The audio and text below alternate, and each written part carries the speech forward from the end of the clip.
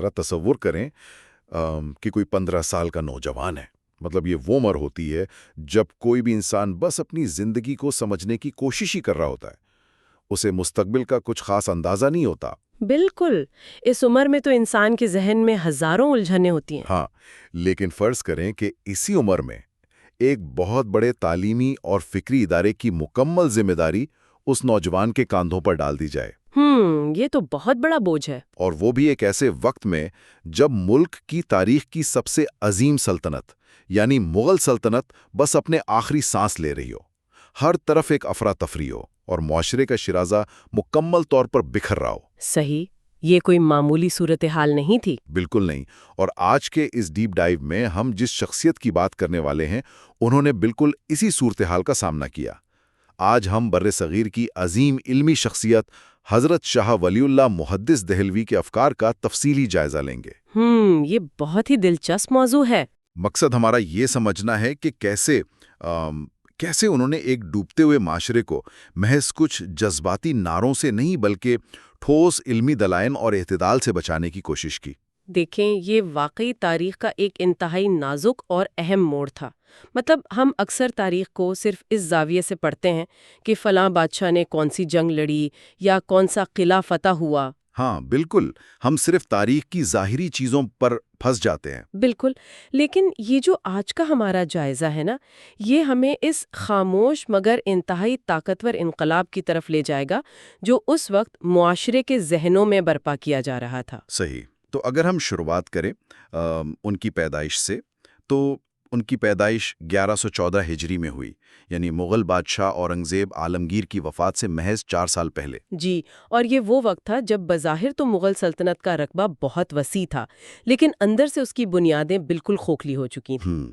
और जब मैं इनकी इब्तदाई ज़िंदगी के बारे में पढ़ रहा था, तो मुझे इनके नाम की कहानी ने बहुत महसूस किया। अच्छा, वो जो ख्वाब वाला वाक़या है?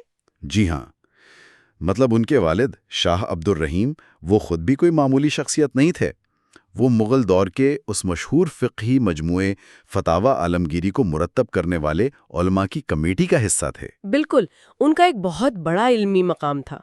लेकिन शाह साहब के नाम के हवाले से एक बड़ा ही दिलचस्प वाक़या मिलता है माख़ज़ में कि उनका असल नाम तो कुछ और तजवीज़ किया गया था। हाँ, ये वाक़या दरअसल उनके ख़ानदानी और रूहानी पस मंज़र को समझने के लिए बड़ा अहम है। मतलब तारीख़ी औराक बताते हैं कि उनकी पैदाइश से पहले उनके वालिद ने मशहूर बुज़ुर्ग हज़रत ख्वाजा कुतुबुद्दीन बख्तियार काकी को देखा। सही। तो उन्होंने एक नेक बेटे की बिशारत दी और ख़ास तौर पर ताकीद की कि इस बच्चे का नाम मेरे नाम की निस्बत से कुतुबुद्दीन अहमद रखा जाए। लेकिन अब देखें, इंसानी फितरत है, जब बच्चे की पैदाइश का वक्त आया तो वालिद साहब वो वसीयत बिल्कुल भूल गए। अच्छा, मतलब वो वसीयत भूल गए? ये तो एक बहुत ही आम सी बात लगती है कि इंसान खुशी या किसी मसरूफियत के लम्हात में कोई इतनी अहम बात भूल जाए। बिल्कुल, ऐसा अक्सर होता है। तो फिर इन्होंने उस वक्त इनका क्या नाम रखा? उन्होंने उस वक्त बच्चे की पैदाइश पर अल्लाह की मोहब्बत और विलायत की निस्बत से उसका नाम वली अल्लाह रख दिया। अच्छा। लेकिन कुछ अरसे के बाद जब उन्हें अचानक वो ख्वाब और वसीयत याद आई ना, तो उन्होंने इस नाम के साथ दोबारा कुतुबुद्दीन अहमद का इजाफा कर दिया। तो इसीलिए तारीखी एतबार से उनका मुकम्मल नाम वली अल्लाह कुतुबुद्दीन अहमद है। जी। और वैसे तारीखदानों ने उनकी पैदाइश के साल से हिसाब लगाकर उनका एक और तारीखी नाम अजीमुद्दीन भी निकाला है। लेकिन जाहिर है वो शाह वली अल्लाह के नाम से ही दुनिया भर में पहचाने गए। नाम की इस दिलचस्प कहानी से अगर हम उनके बचपन की तरफ आएं, तो जो चीज़ मुझे सबसे ज़्यादा हैरान कर रही थी वो उनकी तालीम और बुलुगत की रफ्तार है। ओह, वो तो वाकई हैरत अंगीज है। ज़रा इन मराहिल पर गौर करें। 5 साल की उम्र में वो बाकायदा मकतब जाना शुरू कर देते हैं। 7 साल की उम्र में वो नमाज और रोज़े के इतने पाबंद हो जाते हैं कि हैरत होती है। फिर 14 साल की उम्र, मतलब जो आज के दौर में 8वीं या 9वीं जमात के किसी तालिब इल्म की होती है, उसमें उनकी बाकायदा शादी कर दी जाती है। जी बिल्कुल। 15 साल की उम्र में वो बैत करते हैं और इसी साल उनके वालिद का इंतकाल हो जाता है, जिसके बाद वो उनकी तदरीस की मसनद पर बैठ जाते हैं। मुझे ज़रा ये समझाएं कि क्या उस ज़माने में बच्चे इतनी जल्दी बड़े हो जाया करते थे या ये उस मखसूस ख़ानदान की कोई गैर मामूली रिवायत थी? دیکھیں، اگرچہ یہ سچ ہے کہ اس دور کے معاشرے میں لوگ آج کے مقابلے میں ذرا جلدی عملی زندگی کا حصہ بن جاتے تھے، لیکن شاہ صاحب کے معاملے میں یہ رفتار واقعی غیر معمولی تھی۔ ہاں، مطلب بہت ہی تیز رفتار ہے۔ اس کی دو بڑی وجوہات تھیں۔ ایک تو یہ کہ وہ پیدائشی طور پر ہی غیر معمولی ذہانت کے مالک تھے، اور دوسری اور سب سے اہم وجہ ان کے والد شاہ عبد الرحیم کی بصیرت تھی۔ اچھا، وہ کیسے؟ وہ ایک دور اندیش انسان تھے۔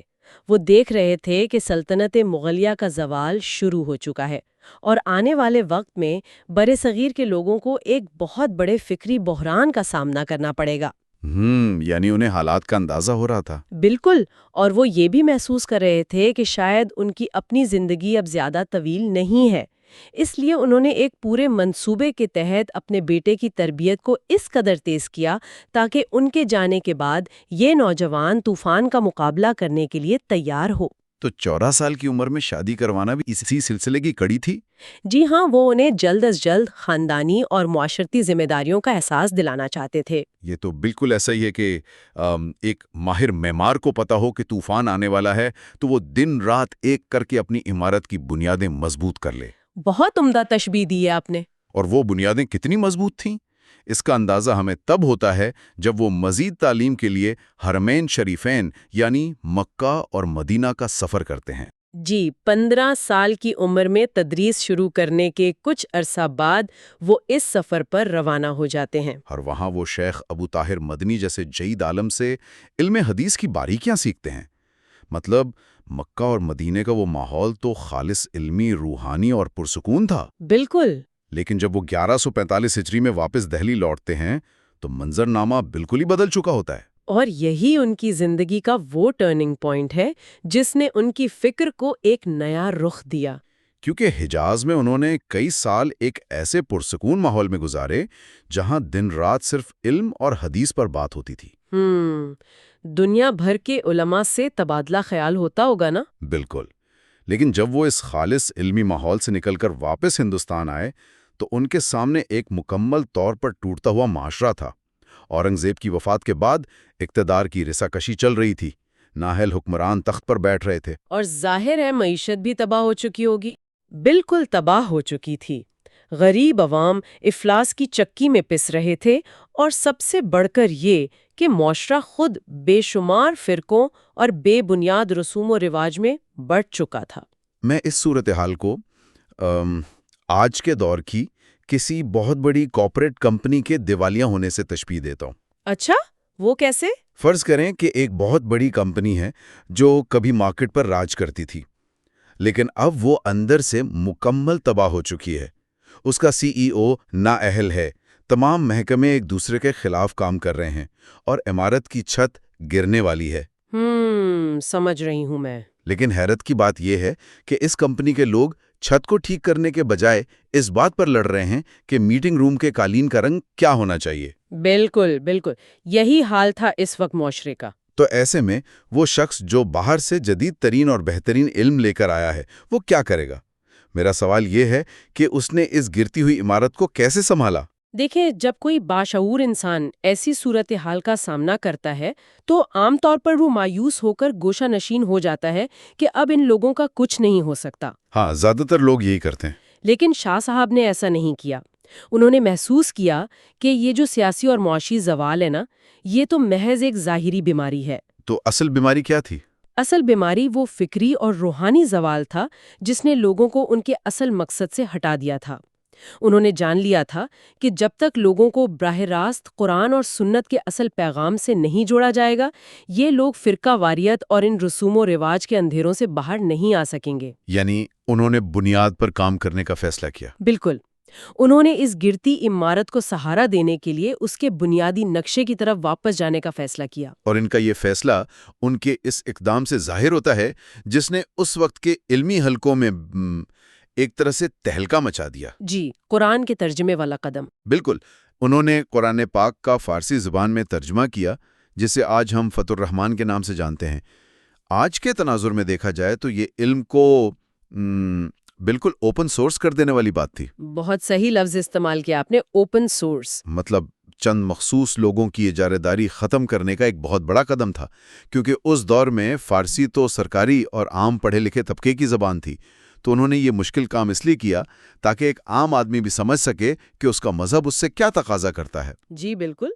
لیکن مجھے یہاں ایک بات سوچنے پر مجبور کر رہی ہے، کیا اس دور کے روایتی علماء نے ان کے اس قدم کا خیر مقدم کیا تھا؟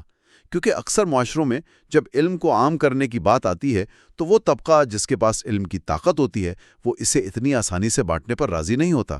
آپ کا یہ نقطہ بہت اہم ہے، اور سچ تو یہ ہے کہ انہیں اس قدم پر شدید مخالفت کا سامنا کرنا پڑا تھا۔ اچھا، مخالفت کس قسم کی؟ اس وقت کے کچھ روایتی حلقوں کا یہ استدلال تھا کہ قرآن کے معنی اور اس کی تفاسیر بہت گہری اور پیچیدہ ہیں۔ ان کا ماننا تھا کہ اگر اسے براہ راست عوام کی زبان میں پیش کر دیا گیا تو عام لوگ اسے غلط سمجھیں گے اور خود گمراہی کا شکار ہو جائیں گے۔ یعنی ان کے خیال میں عوام اتنی سمجھدار نہیں تھی؟ جی، وہ علم کو صرف مخصوص مدارس کی 4 دیواری تک ہی محدود رکھنا چاہتے تھے، لیکن شاہ ولی اللہ کی نظر بہت گہری تھیں۔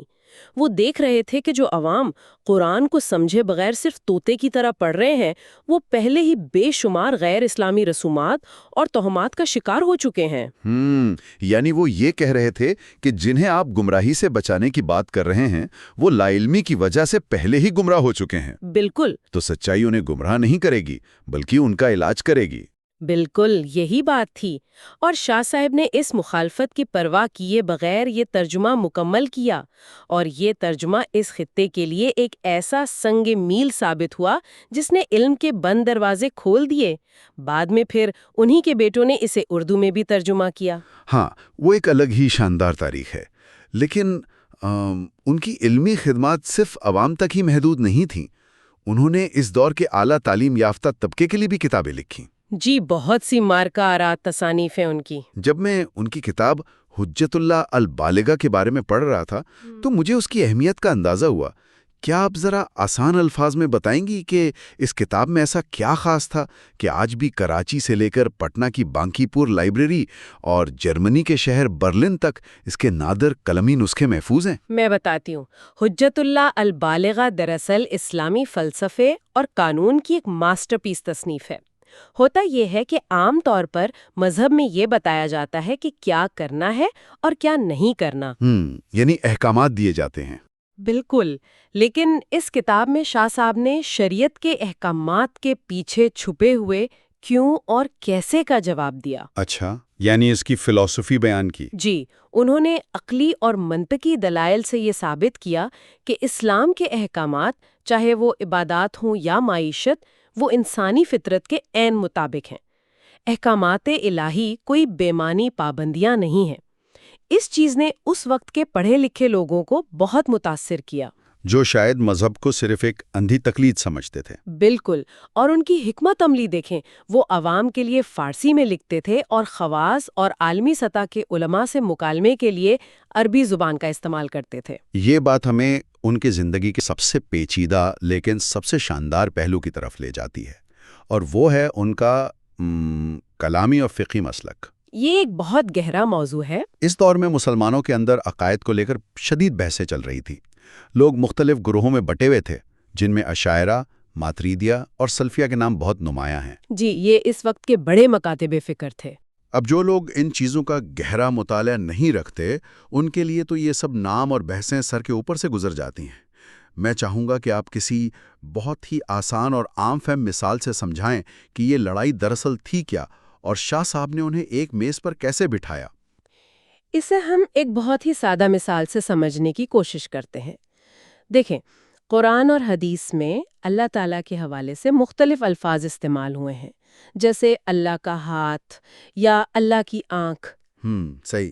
اب یہاں ان گروہوں میں اختلاف پیدا ہو گیا۔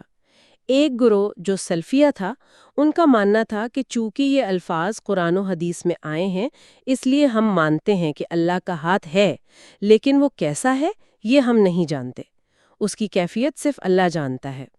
یعنی وہ الفاظ کو من و ان مان رہے تھے۔ بالکل۔ اور دوسرا گروہ جس میں اشاعرہ یا ماتوریدیہ کے کچھ لوگ شامل ہیں، وہ کہتا تھا کہ اگر ہم نے لفظ ہاتھ کو ظاہری معنی میں لیا تو عام آدمی کے ذہن میں تو انسان کے ہاتھ کا تصور آئے گا، جو کہ ظاہر ہے شرک کی طرف لے جا سکتا ہے۔ بالکل۔ اسی لیے وہ کہتے تھے کہ ہاتھ سے مراد دراصل اللہ کی قدرت اور طاقت ہے۔ اچھا، یعنی بات ایک ہی چیز کی ہو رہی تھی، بس زاویہ مختلف تھا۔ ایک گروہ الفاظ کے تقدس کو بچا رہا تھا اور دوسرا خدا کی ذات کو انسانی مشابہت سے بچا رہا تھا۔ بالکل ٹھیک، اور یہی شاہ ولی اللہ کی اصل ذہانت تھی۔ اس دور کے لوگ ان اختلافات کی بنیاد پر ایک دوسرے کو کافر اور گمراہ کہہ رہے تھے، جو کہ آج کل بھی اکثر دیکھنے کو ملتا ہے۔ ہاں، تو شاہ صاحب نے انتہائی گہرائی سے ان تمام مکاتب فکر کا تجزیہ کیا اور کہا کہ بھائی تم سب دراصل ایک ہی بات کر رہے ہو، تم سب کا اس بات پر مکمل اتفاق ہے کہ اللہ تعالیٰ کی ذات کسی بھی طرح اس کی مخلوق جیسی نہیں ہے۔ تمہارا جھگڑا تو صرف ان الفاظ کے انتخاب اور تعبیر پر ہے۔ تو انہوں نے اس طرح سے اس دور کے ان ایکو چیمبرز کو توڑا جہاں ہر کوئی صرف اپنی ہی بات کو حق سمجھ رہا تھا۔ میں یہاں آپ کی بات کاٹ کر ایک سوال اٹھانا چاہتا ہوں۔ یہ بات بظاہر ایک بہت بڑا تضاد لگتی ہے مجھے۔ کیسی بات؟ میں جب ان کے فقہی مسلک کے بارے میں پڑھ رہا تھا تو معلوم ہوا کہ وہ خود کو عملی طور پر حنفی مسلک کا پیروکار کہتے تھے، لیکن دوسری طرف وہ اندھی تقلید کے سخت خلاف تھے۔ جی، تقلید جامد کے خلاف تھے۔ ان کا اصول یہ تھا کہ اگر انہیں کوئی ایسی صحیح حدیث مل جائے جو ان کے مسلک کے خلاف ہو تو وہ بلا جھجک اپنے مسلک کی رائے کو چھوڑ کر اس حدیث کو اپنا لیں گے۔ بالکل یہی ان کا طریقہ کار تھا۔ اب سوال یہ پیدا ہوتا ہے کہ اگر آپ ایک مسلک کا حصہ ہیں تو پھر آپ اس کے اصولوں کو اپنی مرضی سے چھوڑ کیسے سکتے ہیں؟ کیا یہ رویہ عام لوگوں کے لیے ایک شدید الجھن کا باعث نہیں بنتا ہوگا؟ یہ بظاہر واقعی ایک تضاد لگتا ہے، لیکن اگر ہم اس کی گہرائی میں جائیں تو یہ تضاد نہیں بلکہ ایک انتہائی پختہ اور اصولی وابستگی ہے۔ وہ کیسے؟ شاہ صاحب کا ماننا تھا کہ فقہ دراصل قرآن اور سنت کو سمجھنے کے لیے ایک فریم ورک ہے۔ چونکہ بر صغیر میں زیادہ تر لوگ فقہ حنفی پر عمل کرتے تھے، تو عملی سہولت اور معاشرے میں اجتماعیت کو برقرار رکھنے کے لیے انہوں نے اسی کو اپنایا۔ یعنی تاکہ کوئی نیا فرقہ یا انتشار نہ پھیلے؟ بالکل، لیکن ان کا واضح اعلان تھا کہ کوئی بھی امام غلطی سے پاک نہیں ہو سکتا۔ اگر علم اور تحقیق کے بعد یہ ثابت ہو جائے کہ کسی مسئلے پر ایک واضح اور صحیح حدیث موجود ہے تو وہاں فقہ کو چھوڑ کر حدیث کو ماننا ہی اصل دین ہے۔ یہ کتنی شاندار اور متوازن سوچ ہے۔ مطلب آپ نظام کی پابندی بھی کر رہے ہیں تاکہ معاشرے میں انتشار نہ پھیلے، لیکن ساتھ ہی اپنے ذہن کے دروازے بھی کھلے رکھ رہے ہیں۔ جی، تاکہ حق کو تسلیم کرنے میں کوئی انا آڑے نہ آئے۔ اچھا، اب تک کی گفتگو سے شاہ صاحب کی شخصیت کا ایک بہت ہی منطقی اور سنجیدہ سا تصور ہمارے ذہنوں میں ابھرتا ہے، لیکن مجھے یہ جان کر زبردست حیرت ہوئی کہ وہ ایک انتہائی عمدہ شاعر بھی تھے۔ اوہ ہاں، ان کا شعری ذوق بہت کمال کا تھا۔ مطلب ان کا عربی اور فارسی دونوں زبانوں میں باقاعدہ کلام موجود ہے۔ ان کا پہلا عربی قصیدہ جس کا نام اطیب النغم تھا وہ رسول اللہ صلی اللہ علیہ وآلہ وسلم کی مدح میں تھا۔ جی، اور اس کے اشعار بہت خوبصورت ہے۔ بالکل، اس کے ایک شعر کا مفہوم کچھ یوں ہے کہ گویا اندھیرے میں ستارے چمک اٹھے ہیں، یا جیسے سانپوں کی آنکھیں اور بچھوؤں کے سر ہوں۔ یہ اتنی زبردست منظر کشی ہے، میں تو یہ سوچنے پر مجبور ہو گیا کہ ایک شخص جو رات دن کلام، عقائد اور معاشرے کی اصلاح کی ان خشک اور بھاری بھرکم بحثوں میں الجھا ہوا ہو، اس کے اندر شاعری جیسی لطیف چیز کیسے پروان چڑھ سکتی ہے؟ کیا یہ کوئی کیتھارسس تھا؟ دیکھیں، یہ انسانی ذہن کی وسعت کی بڑی خوبصورت مثال ہے۔ علم محض دماغ تک محدود نہیں ہوتا، اس کا ایک گہرا تعلق دل سے بھی ہوتا ہے۔ شاہ صاحب کے لیے شاعری محض وقت گزاری کا نام نہیں تھا، یہ ان کے روحانی اور جذباتی تجربات کے اظہار کا ذریعہ تھی جنہیں منطق کے خشک اصولوں میں بیان نہیں کیا جا سکتا۔ یہی محبت اور یہی درد تو وہ اصل طاقت تھی جس نے انہیں زندگی بھر معاشرے کی اصلاح کے لیے متحرک رکھا۔ یہ بات واقعی سیدھی دل پر اثر کرتی ہے، اور ان کی یہ فکری گہرائی اس وصیت سے بھی جھلکتی ہے جو انہوں نے اپنی وفات سے قبل کی۔ جی، ان کی آخری وصیت بہت جامع ہے۔ انہوں نے سختی سے اس بات کی تاکید کی کہ عقیدے اور عمل میں صرف اور صرف کتاب و سنت کو مضبوطی سے پکڑے رکھو۔ اور جو چیز مجھے سب سے اہم لگی وہ یہ کہ انہوں نے روزانہ کی بنیاد پر قرآن اور حدیث کے مطالعے کا مشورہ دیا، چاہے وہ ایک صفحہ ہی کیوں نہ ہو۔ اور یہی ان کی پوری زندگی کی جدوجہد کا نچوڑ تھا۔ وہ چاہتے تھے کہ مذہب کے بنیادی ماخذ کا تعلق عام انسان کے گھر اور روزمرہ معمولات سے جڑ جائے، کیونکہ جب تک انسان خود علم حاصل نہیں کرتا وہ ہمیشہ دوسروں کی تعبیروں کا قیدی رہتا ہے۔ تو اگر ہم آج کی اس تمام تر گفتگو کو سمیٹیں تو ہمیں پتہ چلتا ہے کہ شاہ ولی اللہ محض تاریخ کا ایک باب نہیں ہے۔ ان کی زندگی اس بات کا عملی ثبوت ہے کہ جب معاشرے زوال کا شکار ہوں تب بھی اگر ایک انسان ٹھوس علم اور اعتدال کے ساتھ کھڑا ہو جائے تو وہ تاریخ کا دھارا بدل سکتا ہے۔ یقیناً، اور ان کی اسی فکری میراث نے بعد میں آنے والی کئی نسلوں کو ایک مضبوط نظریاتی بنیاد فراہم کی۔ اور اسی بنیاد پر ہم آج کے اس جائزے کا اختتام ایک ایسے سوال پر کرنا چاہیں گے جو ہمیں آج کے حالات پر غور کرنے کی دعوت دیتا ہے۔ ہم نے دیکھا کہ شاہ صاحب کے دور کا ایک بڑا مسئلہ معلومات کا عوام تک نہ پہنچنا تھا، لیکن آج ہم ایک بالکل مختلف مسئلے کا شکار ہیں۔ آج ہمارے پاس انفارمیشن اوورلوڈ ہے۔ بالکل، معلومات کا ایک سیلاب ہے۔ آج ہر طرف سوشل میڈیا پر شور ہے، پولرائزیشن شاید اس دور سے بھی زیادہ خطرناک حد تک پہنچ چکی ہے۔